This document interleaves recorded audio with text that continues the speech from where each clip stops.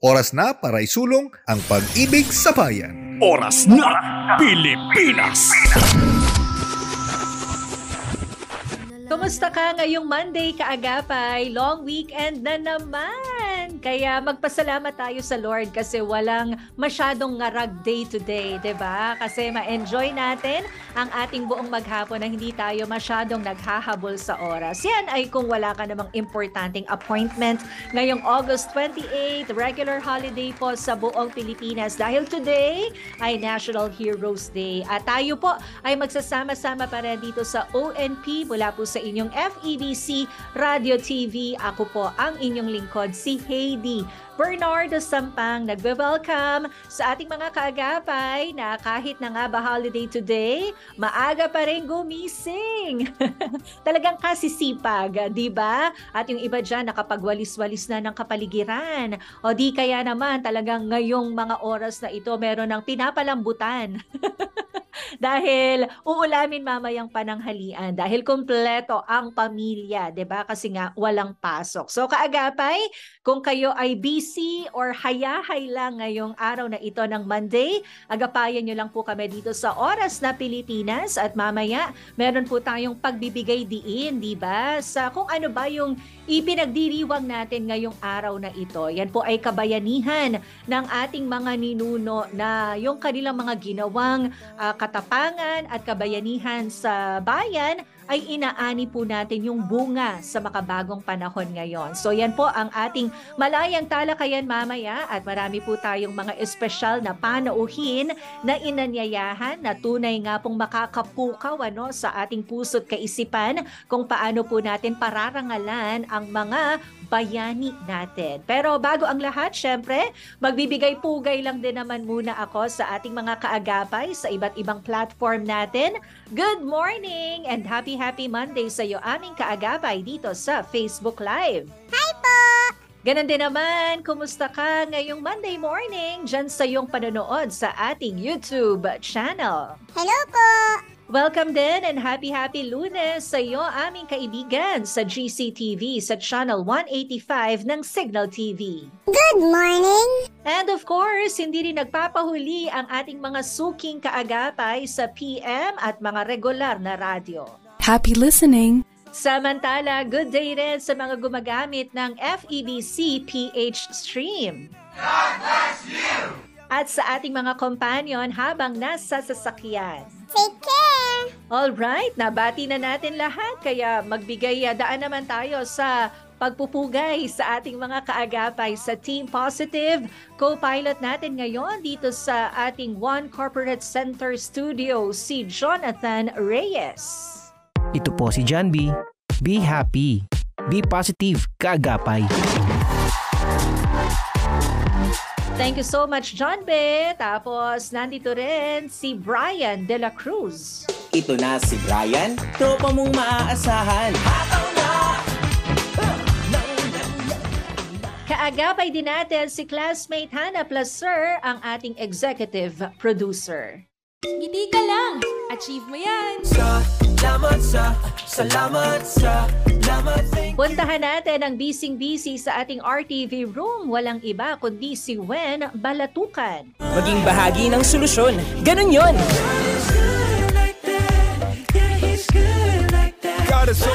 At para din ma-ensure ang ating maayos na broadcast, malinaw na signal, maraming salamat sa ating engineering at Bukawe Tech people.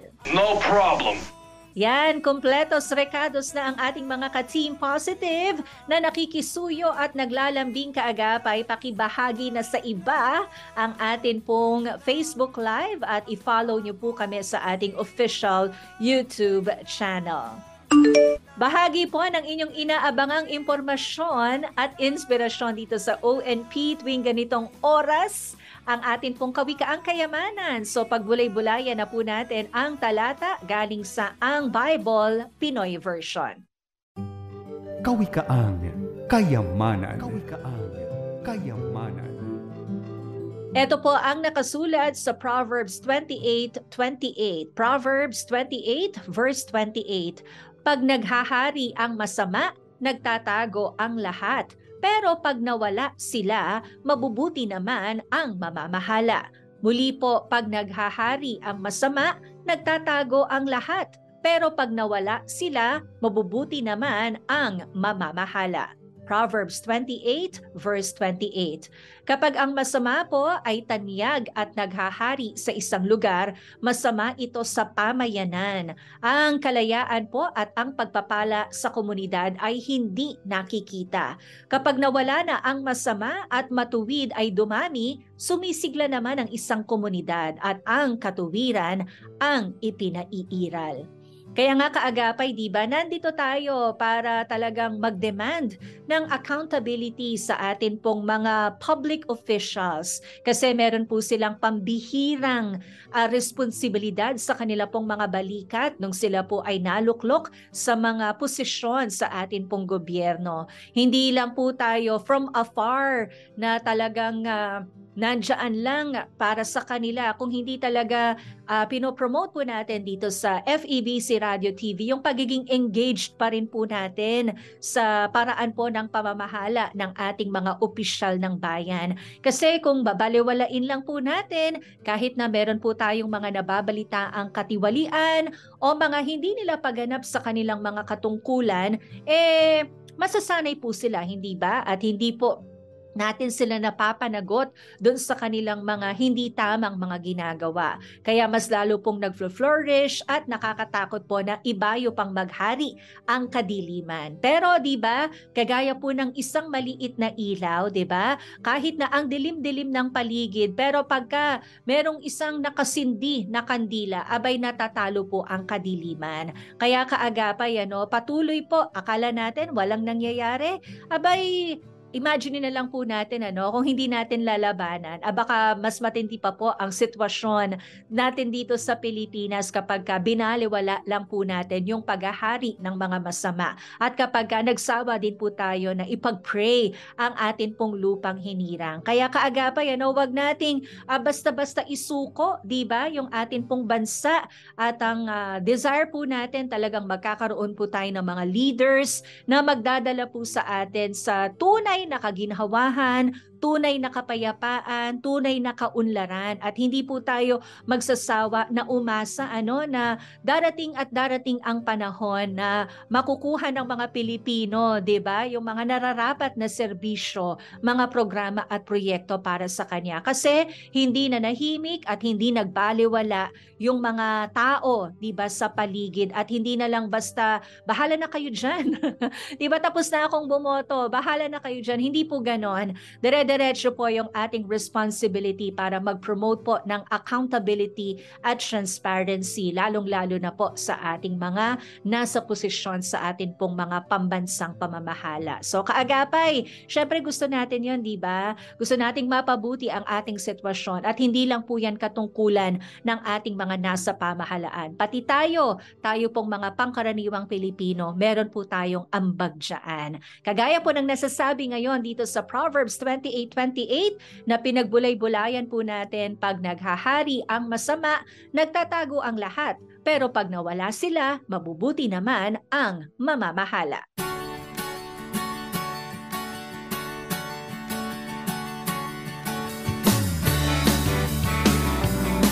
Makasaysayan po ang araw na ito, kaya balikan na po natin ang mga nangyari sa ating history dito po sa Pilipinas, maging sa ibang panig ng mundo at maging sa mundo ng musika. Makakasama natin si classmate Hannah Placer para sa kanyang hatid na Pa-Memory Monday.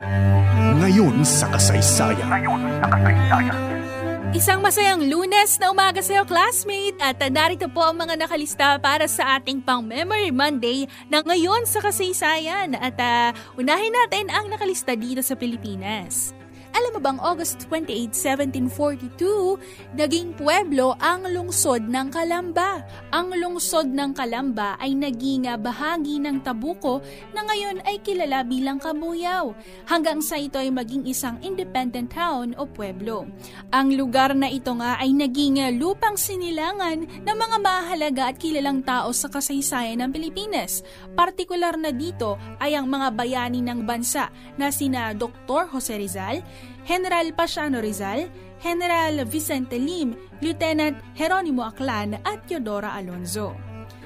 Sa kasaysayan naman sa ibang bansa, alam mo ba nga August 28, 1996, formal na naghiwalay sina Prince Charles at asawa nitong si Princess Diana. 2 buwan matapos na himukin ni Queen Elizabeth II na ang mag-asawa ay mag-divorce na lamang at pinal na ngang nagkasundo ang prinsipe at prinsesa na maghiwalay. Sumang-ayon naman si Diana na isuko ang titulo niyang Her Royal Highness. At classmates, sa ating musika saysayan, alam mo bang August 28, 1970, ito ang araw kung kailan na-release ng The Jackson 5 ang kanilang pinakaunang single na I'll Be There.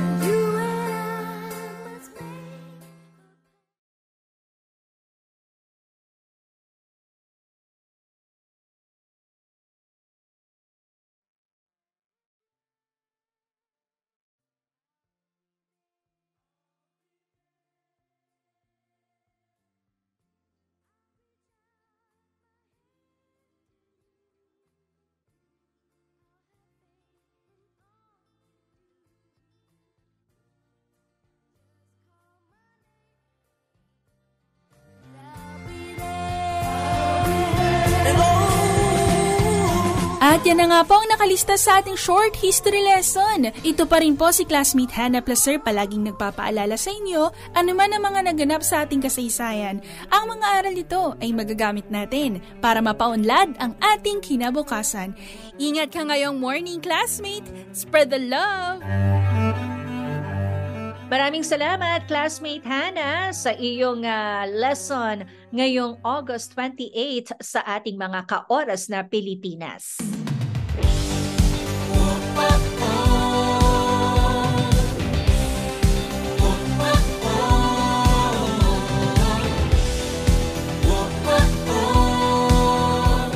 At dahil nga po, nandito pa rin ang ating pangangailangan para po sa ating magagawa para makapagpalit po ng transmitter ang inyong 702 DZAS FEBC Radio TV.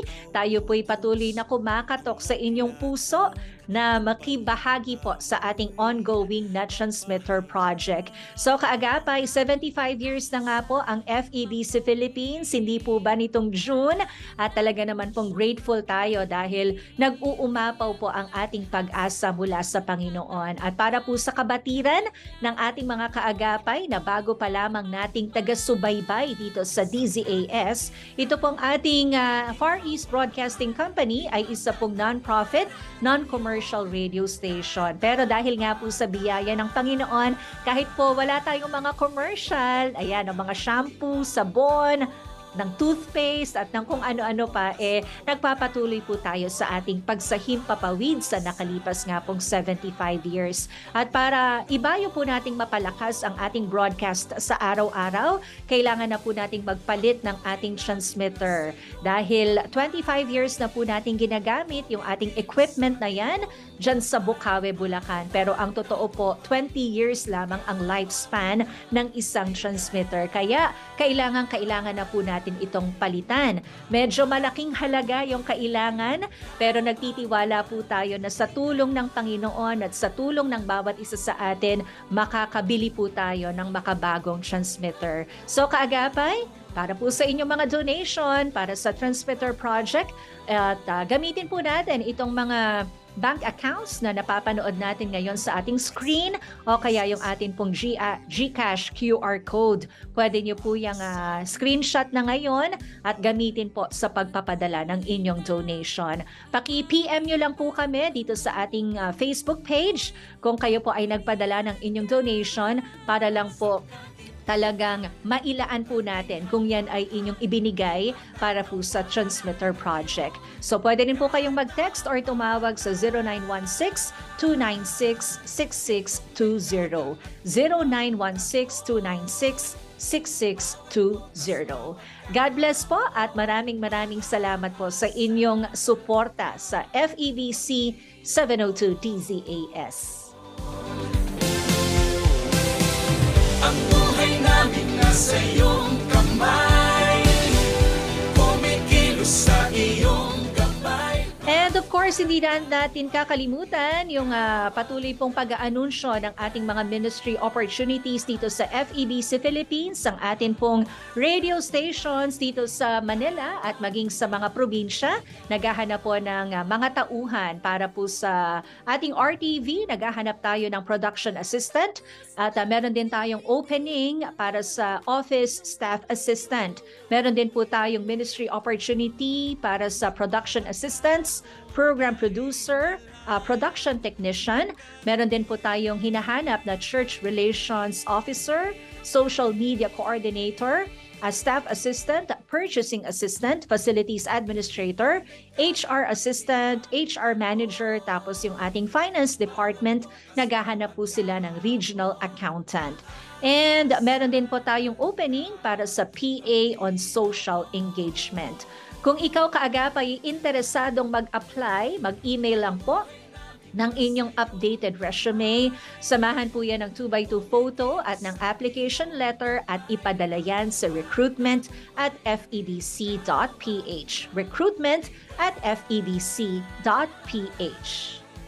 Lambing pa rin po ng inyong mga ka-team positive. Paki-follow po yung ating FEBC PH sa YouTube. Yan po ang official YouTube channel natin dito sa FEBC Philippines. Marami pong mga videos patungkol sa ating gawain ang mapapanood dyan. At meron din po tayong ministry updates linggo-linggo kasama si Kuya Lucio Castillo.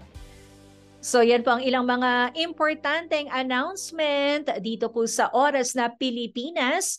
Bago po tayo magbigay daan sa ilang mga paalala, meron muna tayong tanong ngayong National Heroes Day. Para sa iyo, kaagapay, ano ba ang ibig sabihin ng isang tunay na bayani? At ano ang katangian nila na nais mong maipamuhay ngayon? So once again, para sa iyo kaagapay, ano ang ibig sabihin ng tunay na bayani? At anong katangian nila ang nais mong ipamuhay sa ngayon? So mag-post po ng inyong mga mensahe dito po sa ating FB Live o kaya sa ating YouTube live chat. At yan po ay ating pag-uusapan sa pagpapatuloy ng Oras na Pilipinas. Huwag kang bibitaw, tayo ay magbabalik. Oras na Pilipinas! Magbabalik ang Oras na Pilipinas! Kapag tinawag ka ng pagmamahal, sumagot ka agad. Panatag, marangal. Naririto ako at handang maglingkod. Sundin mo ang sariling puso't kalooban, hindi ang bulong, bighani at tukso na mga wikang banyaga sa iyo. Matitiis mo ba ang patalim ng balakyot? Magtitiis pa ba sa gisik ng maiksing kumot? Mahihimbing ka bang alipin ng takot? Ang pag-ibig mo ay walang kapantay, kundi ang pag-ibig din ng minamahal. Huwag mo siyang bayaang maghintay. Gumising ka, manindigan. Bawat patak ng luha niya'y isang dagat. Bawat ngiti ng tagumpay niya'y watawat. Kapag tinawag ka ng pagmamahal, sumagot ka agad. Matatag marangal, walang bakit, sana maglingkod. Ito ay hango mula sa tulang Mamamayan ni Rio Alma. Paalaalang hatid ng inyong 702 DZAS, FEBC Radio TV, agapay ng sambayanan. Ako po si Brother Jun Hamol ng Manila Ojong Mission Church. Sa oras na ito, nais ko pong samahan niyo ako ipanalangin ang frontliners. Among Diyos na makapangyarihan sa lahat, isinasamo po namin sa inyo ang mga frontliners. Nawa po patuloy niyo po silang panatilihing malakas at malusog, lalo-lalo ng kanilang pangatawan habang sila'y naglilingkod at gumagawa ng kanilang tungkulin. Ito po ang aming samot dalangin sa makapangyarihang pangalan ng Panginoong Hesus. Amen.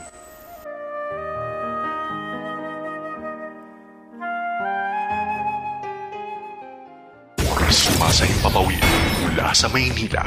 Ito ang Far East Broadcasting Company Philippines. FEBC. Himpilang 702 DZAS. Agapay ng sambayanan. Oras na Pilipinas. Oras na para isulong ang pag-ibig sa bayan. Oras na Pilipinas. Pag-usapan natin.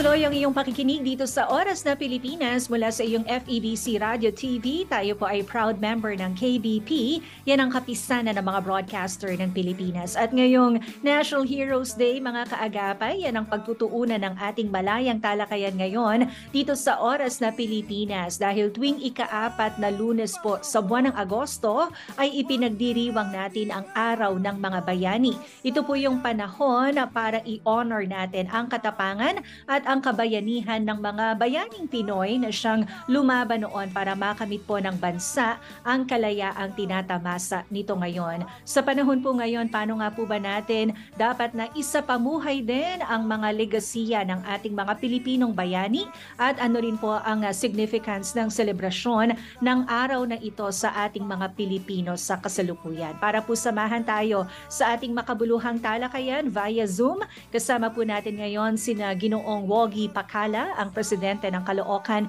Historical and Cultural Studies Association Incorporated. Gayon din po si Sir Eufemio Agbayani III, si Sir Eufy, ang Historic Sites Development Officer 2 ng National Historical Commission of the Philippines or NHCP, at si Professor Xiao Chua, isang public historian at assistant professional lecturer dito po sa De La Salle University, Manila. Dati rin po siyang VP and PRO ng Philippine Historical Association. Magandang umaga po, Sir Woggy. Magandang araw po. Happy National Heroes Day sa lahat ng mga kasama natin. Okay. Hello, Sir Eufy. Good morning. Ay, magandang araw sa ating lahat at mapagpala at mapagpalayang pambansang araw na pagpapayaran sa ating lahat. Okay. Prof. Xiao, hello and good morning po. Yan, makasaysayang umaga po sa ating lahat. Yan.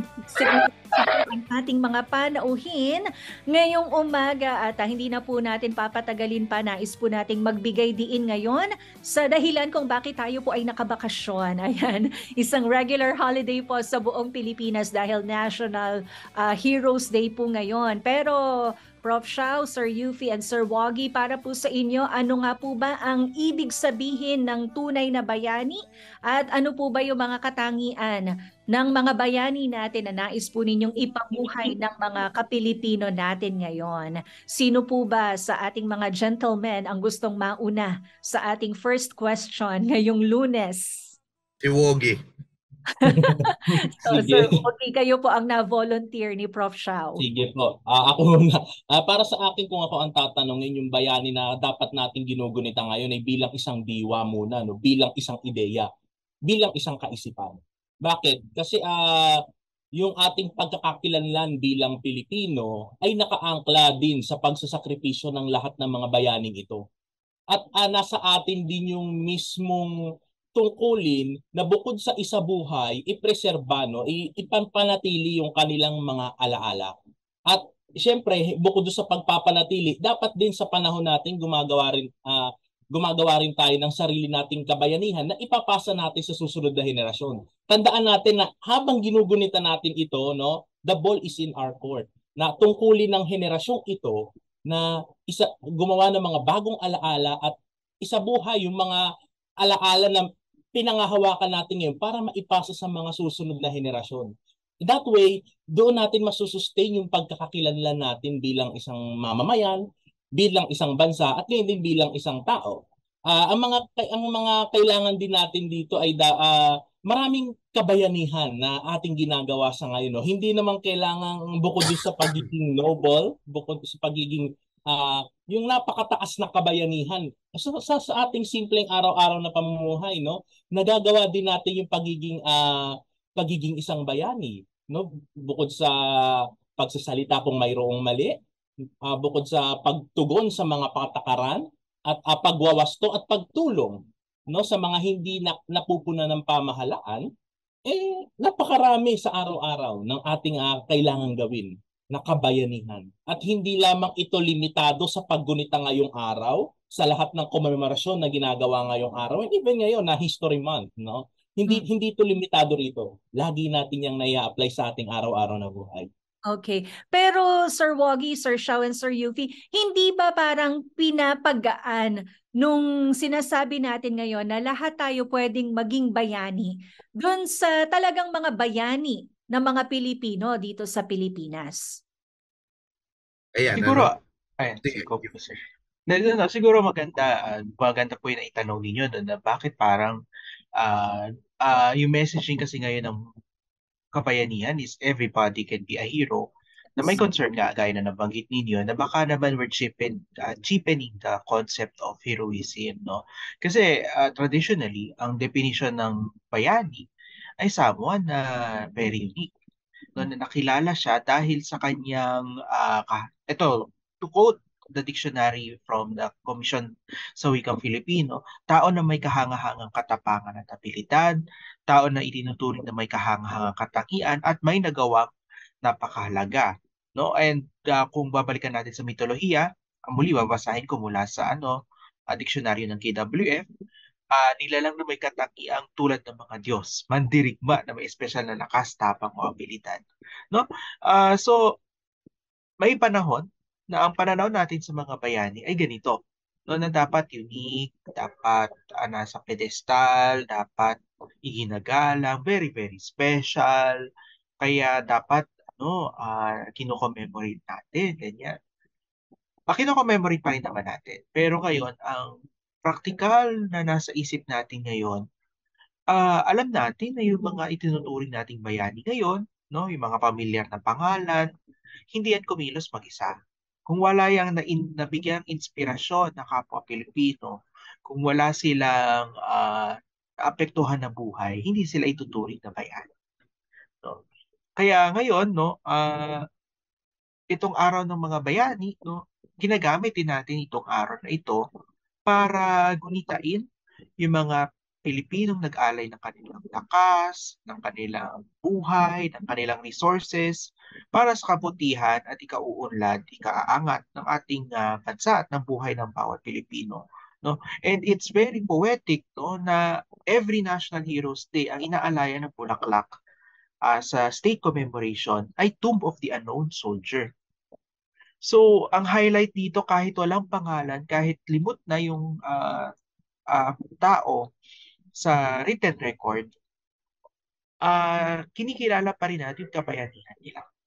And by doing this, we also recognize na itong mga bayani, kilala man o hindi, naisulat man yung kanilang nagawa o hindi, no? Yung nagawa nila bilang tao, kaya rin natin gawin kasi tao sila, tao din tayo. Mm-hmm. And isa rin kailangan natin i-reckon with yung konsepto ng bagong bayani natin. Kung bagong bayani OFW, tapos naging teacher, tapos naging frontliners, no? Itong phenomenon na to ay hindi cheapening ng konsepto ng bayani, kundi ito ay pagtanggap o maaaring pag-promote ng idea na ang bawat Pilipino ay pwedeng maging bayani. Yun po. Okay. So, yung mga inaalaya ng Bulaklak, yung sineselebrate natin, yung legacy, yung mga hindi na pangalan ng bayani, Sir Yuffie, noong World War II, tama ba? Actually, lahat na ito. So, yung Tomb of the Unknown Soldier, World War II yung nakaliping doon. Pero, pansinin niyo ang petsa ay nasa dulong Lunes ng Agosto. At alam naman natin kung ano yung mga sunod-sunod na nangyari sa Agosto. Ito yung sigaw sa Pugatlawin, yung unang labanan. So, depende yan kung ikakount mo yung skirmish o gusto mo full-on battle. So, ang naalala kong petsa dito yung August 30, yung Battle of San Juan del Monte. No? Yung wisdom ng ating mga tawag dito, ng mga gumawa ng batas na magkaroon ng National Heroes Day, na by the way ay hiwalay sa Bonifacio Day. Maalala natin, noong 1921, naging holiday ang birthday ni Bonifacio at itinuring ito na National Heroes Day. So hindi lang si Bonifacio yung kinobonita, kundi yung iba pa mga bayan. Pero yung wisdom na ilagay siya sa last week of August, I believe, is because kinobonita natin yung mga bayani din na nagbuwis ng buhay noong revolusyon. This law was passed 1931. So wala pa World War II. No? Yun. And hindi na lang finix sa isang particular na petsa tayo na pinagdedebatehan. Kung yan ay ipepeg mo ng pugadlawin, meron na 22, 19, 24, no? Kung ipipix ba natin ng 30, baka may magsabi na, ay, hindi, meron naman na sagupaan niya na mas maaga. So, mas madali. Mas madali na gawing last week of August. Okay. Prof. Shao, yung binabanggit natin kanina, yung konsepto na parang gumagaan nga yung pagtingin natin sa mga bayani or naiba na yung definition dahil nga ang dami na nating tinuturing na mga bayani sa makabagong panahon ngayon. Well, tandaan natin na kailangan tingnan din natin na iba't ibang klase ang kabayanihan. No? Una sa lahat, yung malaking kabayanihan, heroismo, no, na sinasabi nga ni Zeus Salazar na ito ay nakuha natin mula sa kanluran. Tulad din na Hercules, yan yung mga heroes sa Greek mythology, yung mga malalakas.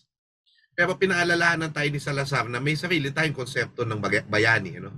At ano yung konsepto ng bayani? Mula sa mga konseptong berani, bagani, wani, ito'y nagsisilbi sa bayan o tumutulong sa kapwa, nagsasaayos ng bayan nang walang inaasahang kapalit. So noong unang panahon, hindi kailangan sikat ka. Kasama mo yung bayan, bayani ka. 'Di ba? Warrior, 'di ba? Ang daming warrior hindi naman kilala. 'Di ba? Ang dami-daming sundalo, 'di ba? Hindi naman kilala. Pero mga bayani lahat sila. So hindi siya cheapening. 'Yun yung original na definisyon ng kabayanihan. Kaso, nagkaroon tayo ng kasaysayan na kinailangan natin kilalanin yung mga nagbuo ng bansa natin. Kaya yun yung national hero. Yun yung pambansang bayani. So, halimbawa, pag sinabi mo Jose Rizal, pambansang bayani kasi ni-unite niya tayo sa nobela niya. Si Andres Bonifacio, gayon din dahil inudyok niya tayong kumilos at mangarap bilang isang bansa. 'Di ba? Ako, isinasama ko bilang national heroes din. Dahil kung national hero ba kung Manila lang, diba? Ako, tinuturing ko si Leon Kilat na national hero. One of our national heroes. Kasi si Yufi naman will confirm this. Wala naman talagang official national hero ang bansang Pilipinas. Taga-NHCP yan. So, yun yung makikita natin. By acclamation, we have national heroes. No? Pero si Jose Rizal, of course, yung pinaka kilala ng mga Pilipino, pinaka inaalala. So, lahat yan, kabayanihan yan. Linguistically, wine-recognize natin yung mga kabayanihan ginagawa ng bawat Pilipino sa araw-araw. Pero again, ibang usapan yung nagsakripisyo ka sa bayan. Talagang kikilalanin ka talaga dyan. So, Ninoy Aquino, halimbawa, yan, sina Bonifacio, at marami pang iba. Okay. Pero wala namang hierarchy, 'di ba, ng mga bayaning Pilipino? Kasi yung iba, meron talagang nakatalagang araw eh. Tapos yung ngayon, parang generic dun sa mga unnamed, heroes. Yes. Parang ang dating noon meron talaga tayong mga main heroes kasi by public acclamation. Ibig sabihin, tao ang nagsabing sila ang favorite naming mga bayani. So, si Rizal, Bonifacio, and then modern day hero, of course, si Ninoy Aquino kasi yung pagkilos noong after na mamatay siya and then yung people power na inspire niya was really a turning point in our history. No? Ang problema dyan, of course, nagbabago din yung tingin ng tao kung sino yung mga bayani o hindi. Diba? Yun din yung problem doon. Although ako kasi, ang stand ko dyan, kailangan tingnan mo yung kasaysayan bago mo malimutan. Kaya nga may commemoration na pinangungunahan ng NHCP, National Historical Commission of the Philippines, lalo na sa mga panahon, hindi na naaalala yung mga katulad ni Miguel Malvar, diba? At marami pang iba. Hindi naaalala nationwide. Kasi hindi ba, Prof. Shao, yung lugar kung saan galing yung bayani na yon, sa kanila meron pang celebration or commemoration.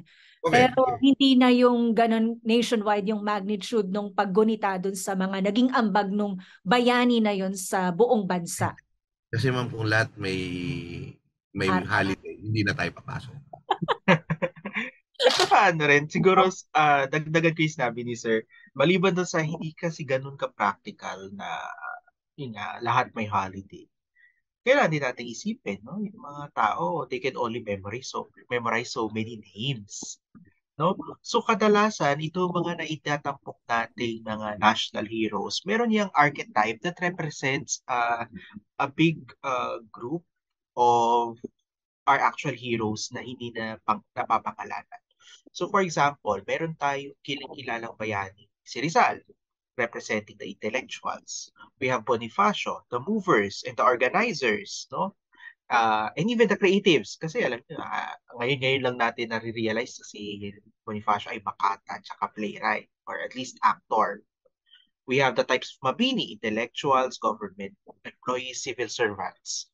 We have walang kukontra muna for now. Halimbawa, Aguinaldo, no? Leaders can be heroes, no?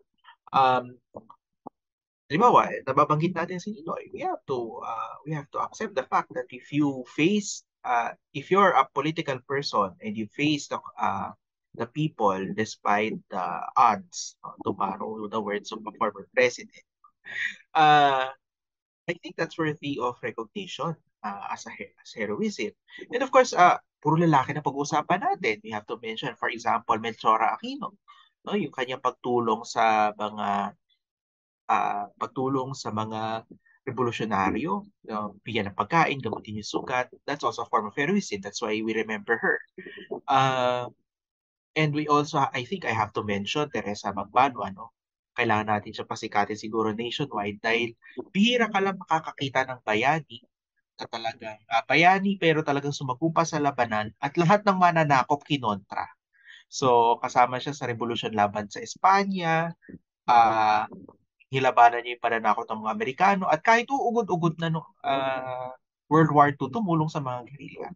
So itong pag-unitan nating mga to, very yung mga persons that we eventually decided upon na magiging national heroes by virtue of holiday or a museum, parang tumutulong lamang sila para ipakita kung ano yung iba't ibang forma ng kabayanihan na meron tayo. No, na kapag naalala natin yung isang taong ito, alam natin na yung ganitong gawain ay kabayan. Okay. Sir Woggy, kayo ba dyan sa Caloocan? Meron bang hindi masyadong sikat pero talagang bayani at maganda yung ambag talaga at naka-impluwensya sa buong bansa? Halimbawa, si Gregoria de Jesus, no? Ang ironic dito, nawala yung kanyang bahay. Ngayon, ano na siya, tinayuan na ng bakanting lote. Ang nakatira ngayon, panabong na manok. Napakasakit na makita yung bakanting lote. At walang commemoration sa kanya. The last commemoration ay ginawa pa was 1970s. Pero itong mga current, wala. Wala talaga. Saan siya? Taga saan pala siya? Taga rito siya mismo sa Caloocan, malapit sa Katedral ng San Roque. Tapos sa kanya lang yung lote doon, makikita niyo yung nag-iisang bakanting lote doon, yun ang bahay ni Gregoria. Apparently private property na siya. Ano ang naging ambag niya para lang magunita po natin? Siyempre, yung kanyang pagtatago ng armas nung nagkakahulihan kasi apparently yung father niya is katipunero. Yung mga local leaders ng Caloocan during the revolution, ganito rin, mga ganitong araw na ginugunita natin, pagka-discover ng katipunan, sunod-sunod ang purge ng mga katipuneros. Turns out yung mayor noon ng Caloocan o kapitan municipal, pati yung kanyang tenyente municipal ay may mga leader pala ng katipunero sa Caloocan. So pinaghuhuli sila. So si Gregoria and then yung father niya tumakas kasama ng mga dokumento ng katipunan at ng mga armas, pinuslit nila away mula sa kanilang bahay at dinala sa mga malalayong lugar para hindi mahuli. At meron ding mga ginawa si Gregoria ang iba't iba pang klase habang nasa labas siya ng Caloocan. Prof. Shaw, ano yung nakikita niyong kakulangan natin? Bakit hindi ganun napapahalagahan? Yun nga yung hindi main heroes ng ating lipunan. Well, una sa lahat, no, talaga namang tama rin naman si Yuffie kanina na hindi naman lahat pwedeng kilalanin. Alam mo yun, hindi sa lahat pwedeng kilalanin na in a big way. No? Pero kasi dapat sa educational system natin, no, na papaalala at sa media na papaalala na may mga bayani tayo na sa mga lokalidad. Halimbawa, 'di ba? Mga bayani ng revolusyon galing sa Cebu, galing sa Negros, galing sa sa Panay halimbawa, galing sa Mindanao, 'di ba? Na kasama din sila sa kwento. So, sa media, 'di ba, we try our best to actually have tributes for them. Nung may show pa ako sa Showtime, no? Ang NHCP, puro commemoration na yan. Webinars, webinars. Lalo na sa mga teacher natin na para ikwento yung buhay ng mga bayani natin na gumagawa sila ng mga webinar, no, sa mga bayani hindi masyadong kilala. In fact, ang na-realize ko sa buhay natin, ma'am, sa kasaysayan ng Pilipinas, maliban doon sa national heroes natin, ang naalala lang talaga ng tao, presidente. Diba? Alam nyo, nakakalungkot yan. Kahit ako na ngayon kilala ng ilang tao, diba, maraming historiador na kilala ng ilang tao, nakilala noon, tapos namatay sila. Hindi man lang alam, hindi natin mahanap, Yupi, kung ano yung araw ng kamatayan ni Pedro Gagelonia. Diba? Baka may kamag-anak si Pedro Gagelonia. Tawagan nyo kami kasi aka 100 years niya, hindi man nakalimutan na kailan siya namatay. Sino siya? Yun, dahil nga, limitado. Dahil ganun, limitado yung ating So sana, pag-usapan, media, importante. Yung ginagawa nyo, pag-usapan natin, yung pinag-usapan nyo yan. Maganda yung mga May Today in History. Yung ginagawa ng Project Saysay, di ba? Kasi pati yung mga hindi masyadong kilala, nakikilala natin. Ganun talaga lumilipas ang panahon, may makakalimutan, may maaalala. Kasi may bagong pinapanganak. At dapat, kaya importante, paulit-ulit, sabi nila, repetitive daw yung pagtuturo ng kasaysayan. Kailangan maging repetitive, mga akla. Prof. Xiao, sino si Pedro? Ano po yun? Gagelonia. Si Pedro Gagelonia ay isang historiador na maraming naiambag sa ating mga literatura ng kasaysayan. Diba? Diba? Si Gregorio si Teodoro Agoncillo hindi nakilala ng mga bata. Kasi pati yung mga historiador kasama sa kwento ng pagbubuo ng bansa natin. Diba? Paano to? Prof. Xiao, Sir Woggy, and Sir Yufi. May singit ko lang to yung mga pictures din daw po kasi ng bayani, bawal na ring ipaskil. Ay, tingnan niya. Gusto lang mag-react quickly sa loob ng mga silid-aralan. Ayan. So kasama siya dun sa mga decoration na hindi daw dapat idikit sa mga dingding ng ating mga classroom. At baka lalo na pong ma-forget ng ating next generation. Yung mga itsura. Sorry, may nilik sa akin na isang guideline from DepEd Division na kinaklarify yung statement sa television. Okay. Ano na daw? Apparently, hindi naman talaga total yung obliteration ng lahat ng nakalagay sa dingding. I'm sorry, I have to check this. Para lang accurate tayo, makikita ninyo na yung nakalagay pala, yung wording mismo, ito. Malagang makita nyo ito Meron tinatawag na suggested na pwedeng manatili. Okay. So halimbawa, ito, things to be removed inside the classroom. Unnecessary artwork, decorations, tarpaulin. Kasi yung iba talaga parang Disneyland na yung nila. So yung mga quotation posters, alphabet posters, DRRM posters, tanggalin na yan, sabi, etc. Pero suggested things to be displayed inside the classroom. Bulletin board announcement, list of officers, sweepers, etc. Unit board, DepEd mission and vision, lupang hinirang panatang makabayan. Heroes, optional. Ayan. Tapos na dyan, may image of Jesus pa nga at cross na pwede pang ipanatili kung Catholic yung yung mga ninyo. So whatever it is meron pa rin attendance chart, meron pa rin. So hindi naman total yung obliteration. Kasi ang understanding po may word daw po na bear. Yun na nga. So pero may mga guidelines na ganyan. Pero kung sakali, ayun na nga, matuloy na pati yung mga pictures ng ating mga bayani, na mga president, existing man or past presidents, hindi na rin. Makaka-affect ba yun dun nga sa retention or pag-alala? Sir Woggy? Opo. Sorry. Oo, malaki kasi lalo na yung ibang mga bata hindi naman nakukuha yung intelligence nila sa pakikinig Yung iba mas more on nakikita. So mas maganda dapat conducive yung classroom to all types of learning. So kung gagawin mo naman, kung sakali, kung mangyari nga talaga na talagang blanco yung classroom mo, para saan pa? Di ba? Hindi naman okay lang kung sa university eh. Kasi, well, those are for the higher learning. Pero dun sa mga bata, dapat marami talaga silang nakikita dun sa classroom. Diba? Ewan ko kung nandun pa noong elementary ako, may tinatawag na reading nook. No? Tapos yung reading nook, yung advisor namin masipag magkalap ng history books. No? So doon ako unang napukaw eh. Yung pag-aaral na yan, Wogi, ginawa nila na effective daw, pero foreign eh.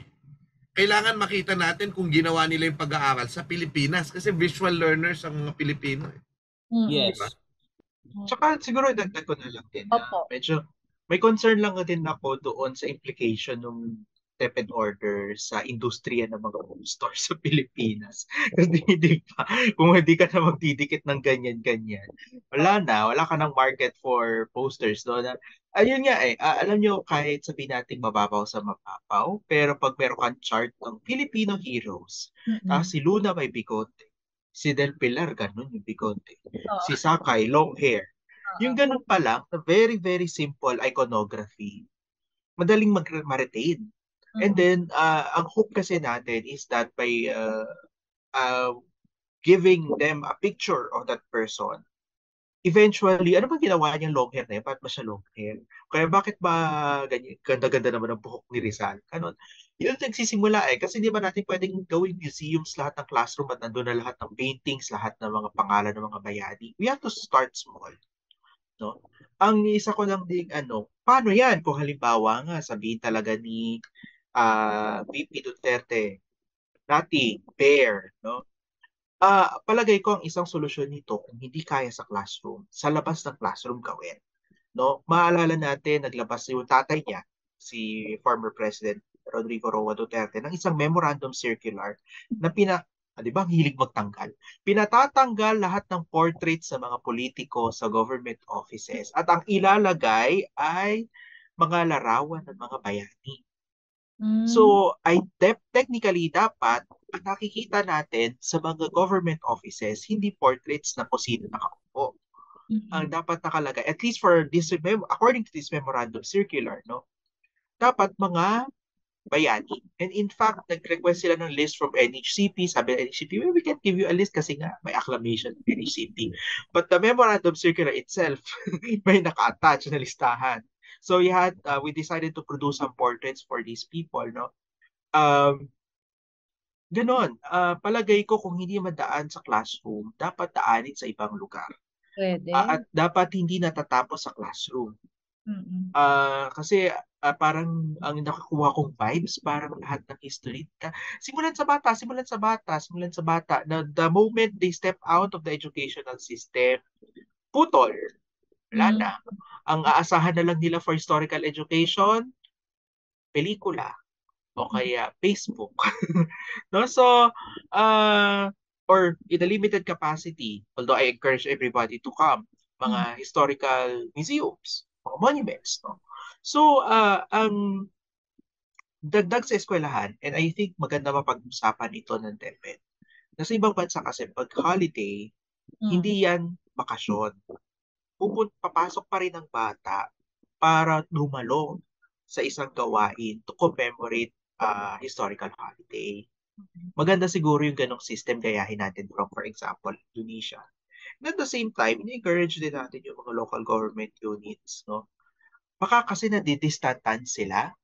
For example, yun nga, lahat ng bayani mo taga Luzon, pero meron ka namang mga heroes sa inyong lokalidad na worth imitating, worth remembering.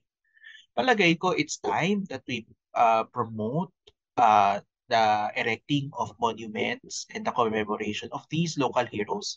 And when we say local heroes, hindi po sila subsumed sa national heroes. They are not less significant, no? They are worth remembering by the locality where they are And palagay ko ang solusyon dyan, talaga, for example, sa Caloocan, wala nang ibang magmamalasakit kay Oriang, maliban sa bahay ng Phil Bautista, kundi yung LGU. So, gawan na natin, yung LGU dapat gawa na niya ng paraan na ma-commemorate yung mga local heroes. And I think, depende yan kung pabonggahan sa mga LGU. Minsan nadadaan sa sa pataasan ng ego or pride. Yung ganyang dapat kung mag-commemorate tayo kasi tayo lang may ganyan, no? For example, nakapunta ako ng Binyan sa Laguna. Of course, they say dito galing yung mga magulang ni Rizal. But at the same time, they also give time to remember yung mga local heroes nila. To the point na harap ng City Hall nila, ang daming plaque. Kasi yung mga plaque na yon, mga local heroes nila. So parang ganun. The LGUs, the private organizations, mga NGOs should take the initiative kung sa DepEd, hopefully mapayagan ulit yung paglalagay ng mga litrato ng mga bayani at saka ma-encourage kung ang school ninyo ay Gregoria de Jesus Elementary School, palagay ko dapat yung elementary school na ay gumugunita din sa namesake ng school. May na-attendan akong ganyan, Felipe Calderon Integrated School sa Manila. Ang birthday at death anniversary ni Felipe Calderon, kino-commemorate niya.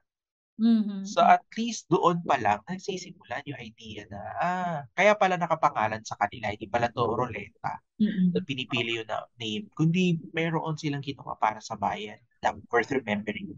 And hopefully through these programs they can be encouraged to ask the question, so sino pa yung iba na may ganito.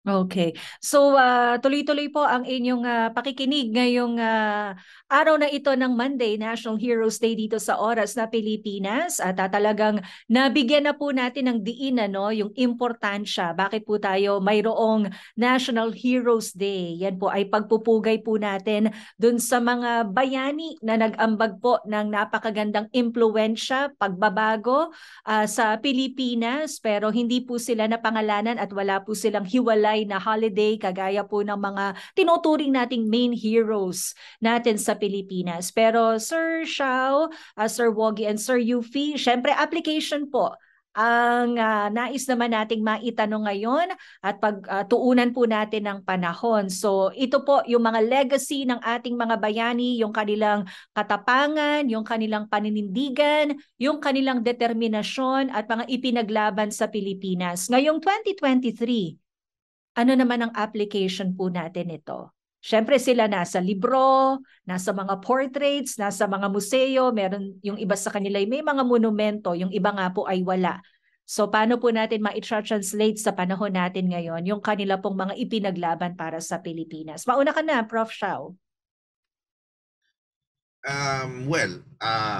Sa panahon ng 2023, minsan pagka ang ilang mga tao gusto kang lumimot sa ilang mga bahagi ng ating kasaysayan.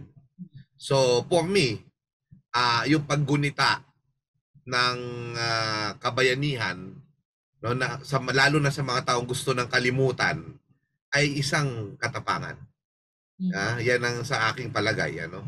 At specifically for 2020, kasi usual na yung iba magbigay ka sa kapwa mo, di ba? It's kabayanihan lahat yan.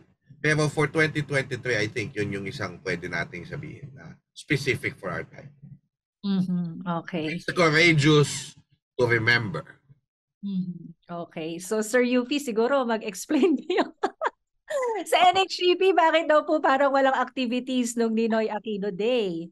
Ay, hindi ako nagsabi niyan, ha? Don't put words in my mouth, Joe.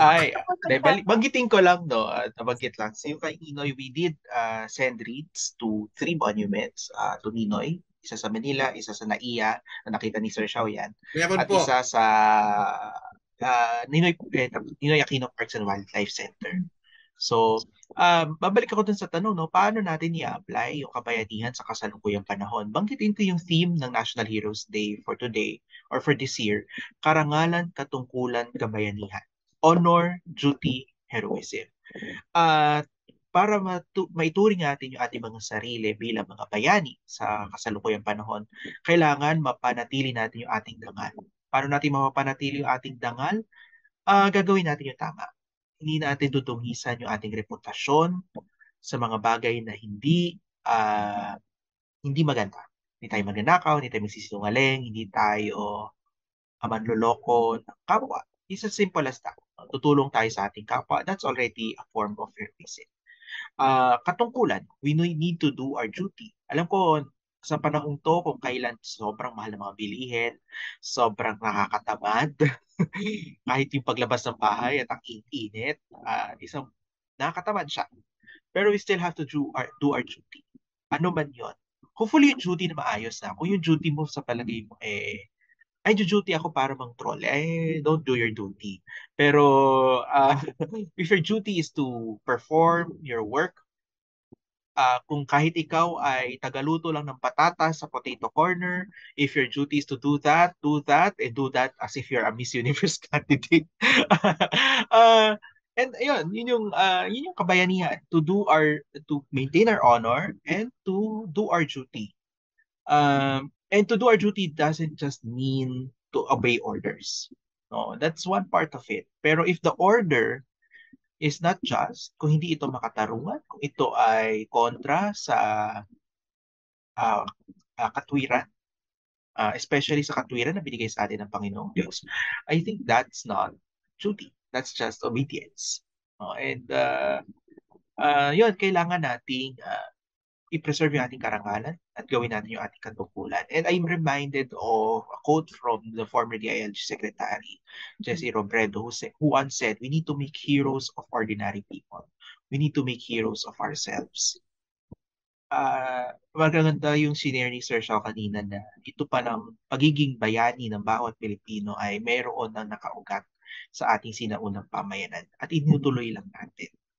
So, lahat tayo ay pwede maging marangal. Lahat tayo ay dapat tumupad sa ating katungkulan. Lahat tayo pwede maging bayani.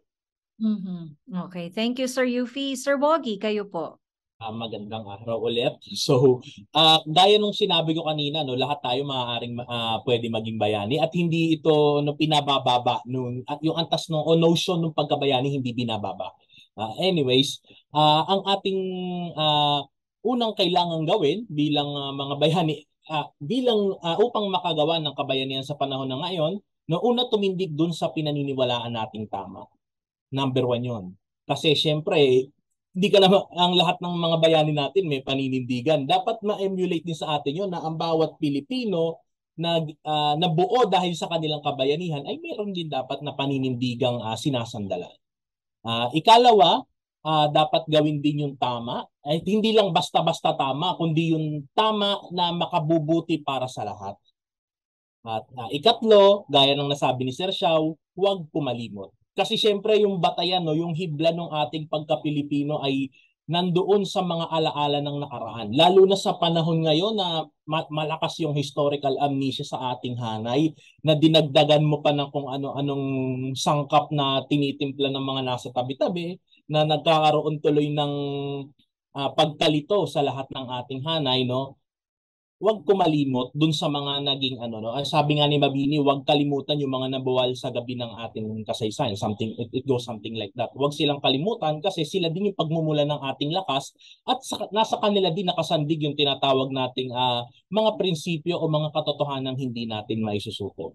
No? Dapat nating panghawakan yun bilang isang Pilipino. Oo. Pero Prof. Shao, Sir Woggy, and Sir Yuffie, ano yung antidote dun sa historical amnesia? Ayan. Na madali nga tayong makalimot, porke matagal na yung nangyari, talagang noong nauna pang henerasyon yan, pero yung mga lesson tsaka mga pinaglaban nila, napapakinabangan pa rin natin ngayon. Pero yun na nga, madali tayong makalimot bilang mga Pilipino. Ano yung antidote doon, Prof. Shao? Yung isa sigurong naiisip ko, wag nang tatakbo yung mga kamag-anak ng mga dating namuno sa ating bayan. Joke lang po, no? Pero yan, isa rin sa kasi yung politika nakakasira sa alaala din yan. Pagka kumbaga pagka nadadala yung kasaysayan sa politika. 'Di ba? Pag dinadamay mo yung kasi ganun yung nangyari, 'di ba? Na may mga political dynasties tayo. No? So pati yun nakakaapekto sa kung paano imbis na noong panahon na may panahon na yung Marcos, na yan, academic na yan, subject na parang hindi na siya yung emotional. At least nung mga panahon na year 2000s, mga 1999, nung naalala ko nung ako'y high school at college, ano na yan eh, kumbaga history na yan. Pwede mo nang tignan yung magandang ginawa nila at saka yung pangit na ginawa nila. Kaya problema, nung tumakbo yung mga kaanak nila sa matataas na pwesto, di ginamit ulit yung mga alaala ng mga kamag-anak nila, di naapektuhan yung ating kasaysayan. So, isa-isa yun. And of course, ang antidote din talaga ay magtulungan ng lahat, magbayanihan. Magbayanihan, media, guro, mga ehensya ng pamahalaan na gumunita ng mga holidays natin at talagang magkaroon ng mga pag-uusap, magkaroon ng mga webinar, magkaroon ng mga, alam mo yun, kahit na usapan sa kape, no? Na, sa mga opisina, di ba, na kapag may holiday, malapit sa holiday, maganda yung modules ng DepEd, no? Yung tinatawag na magiting modules na nilabas kasama yung Ayala Foundation, no? Na nung panahon ni Yuse Kumali, na talagang may discussion sa homeroom guidance module kapag malapit na yung holiday. So kaya kahit sa AP malayo pa yung lesson, na pag-aaralan kahit sa homeroom guidance. Okay, so mga ganyan, pwede nating patuloy na ma-inject para maging sariwa pa rin yung kabayanihan ng mga ninuno natin. Pero Prof. Shaw, ang ganda po nung sinabi nyo na pwede tayong magtalakayan, academic discourse, no bashing sa panahon natin ngayon. Ano naman ang bashing lang naman pag nagdadagdag ka na ng mga name calling.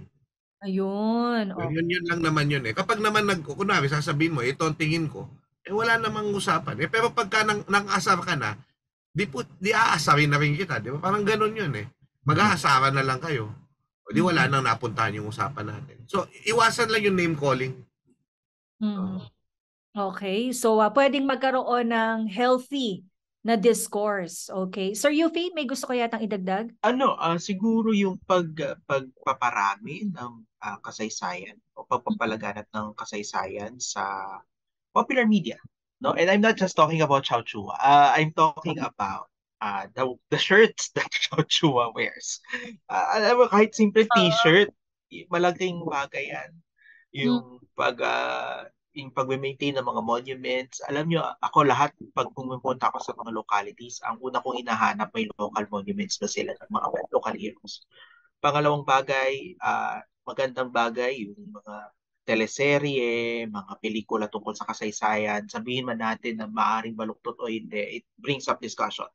Sana nga na nagkokonsulta ng historiador. Dagdag pa rito, ang NFCPA nagme-maintain ng 29 history museums throughout the Philippines. Libre po yan. Bukas tuwing Tuesdays to Sundays, 9 to 4 a.m. Libre. No? So, we encourage everyone. Pwede po tayo matuto at gumunita at mag-enjoy. Magkakasabay po yan natin pwedeng gawin sa museums. At kung malayo yung lugar natin sa isang museum, ang NHCP po through YouTube ay mayroong mga virtual tours na naka-video. Meron na rin po kami mga documentaries, mga audiovisual presentations na pwede nyo pong i-share at alam niyo na para-paraan na lang kung kaya nyo i-download itong mga ito direct from YouTube na pwede nyo gamitin sa classroom, sa bahay, sa opisina. Share nyo lang sa Facebook pag naka-curious kayo. No? And we also need people, katulad ni Sir Xiao, katulad for example ni Mighty Magulang, if you're familiar, siya po isang genealogist na very active na mag-promote ng history sa TikTok. So itong popularization of history at yung pagpapaintindi na ang kasaysayan ay hindi lang pagmememorya ng pangalan, petsa at lugar, kundi yung pagtatahi ng mga kwento na mayroong salaysay para sa mga tao. Na parang ang pagtingin mo sa history ay hindi lang dry, kundi inaabangan mo kung ano yung susunod na kabanata sa teleserye, magmamarites ka tungkol sa nakaraan with evidence. No? Yung ganoon na pagkikwento ng kasaysayan, yun ay mahalaga para maibalik natin sa alaala ng ating mga bayani, ay yung alaala ng ating mga bayani. And panggitin ko na rin, napanggitan ni Sir Xiao kanina, yung halimbawa, Project Saysay, pagpapalaganap ng mga quotes na may kasamang litrato ng mga bayani. I think kailangan din na gamitin natin yung nostalgia as a trend. No, ang dami ngayon nagpopost ng mga lumang litrato dahil trip lang nila. Gawin natin din yun. At yung mga may kamag-anak dyan ng bayani, huwag nyo nang itago. Yung mga litrato ng lolo't lola nyo, share nyo na. Kasi we'll never know. Sabi nga ng mga archivists, reproduction is preservation.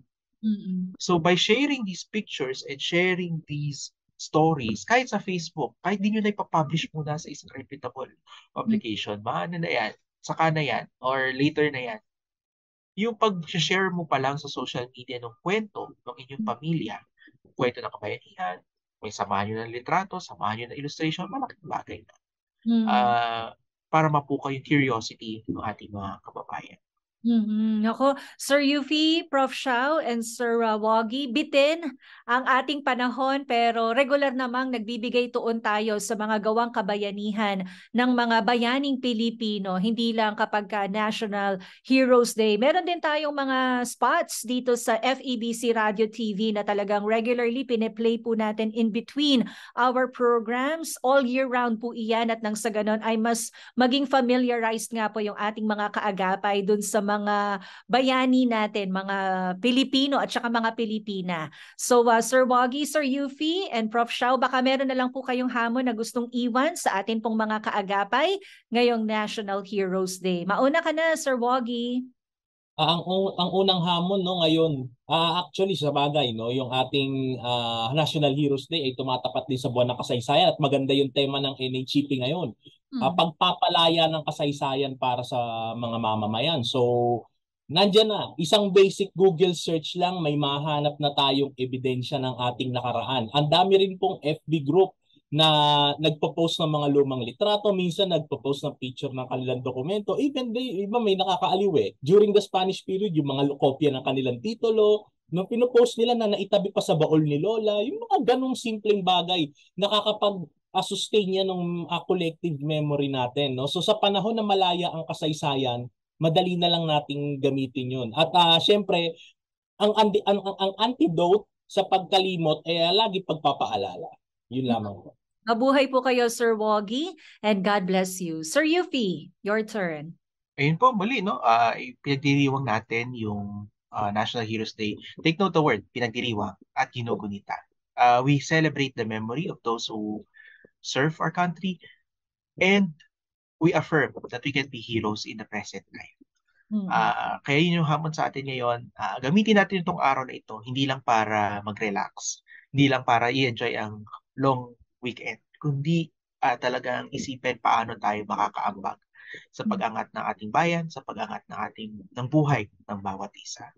So, muli isa mapagpalang araw ng mga bayani. Mabuhay po kayo sa NHCP, Sir Yufi. And lastly, Prof. Shao Chua. Kung kayo po isang magulang, tulad nung ginawa ng mga magulang ko, sana punuin nyo po ng inspirasyon ng kabayanihan ang ating mga anak. Dahil kapag tinuruan nyo po sila ng buhay ng ating mga bayani, ay parang pinamanahan nyo po sila ng kabutihang loob. Okay. Mabuhay po kayo, Prof. Shao Chua, isang public historian at kaagapay natin dito sa FEBC Radio TV. So bilang pangwakas mga kaagapay, sabi nga ng ating mga panauhin via Zoom na nakasama natin ngayong Lunes, ang ating mga bayani na pangalanan man o hindi, they are all worth remembering. Kaya sa maghapong ito, wag po nating palampasin ang National Heroes Day na walang makilalang panibagong bayani aside dun sa mga main heroes na kakilala natin. Sabi nga nila sa ating kwentuhan kanina, isang Google lang yan. At syempre, pinakamaganda maging source po natin ng mga evidence-based, mga information patungkol po sa ating kasaysayan, ang National Historical Commission of the Philippines. So maging makabuluhan po ang ating araw na ito. Maraming salamat sa mga nakasama po natin. Si Sir Woggy Pakala, ang presidente ng Caloocan Historical Historical and Cultural Studies Association Incorporated, si Sir Yufi Agbayani III. Siya po ang Historic Sites Development Officer 2 ng National Historical Commission of the Philippines at ang ating public historian na si Professor Xiao Chua. Sa pangalan po ng ating mga ka-Team Positive, kaagapay panatilihin nating buhay ang legasiya ng mga pambansang bayani natin dito sa Pilipinas. Ito po si Heidi Bernardo Sampang. Lagi po nating tatandaan, pinagpala ang bayan na ang Diyos ay ang Panginoon. Oras na, Pilipinas!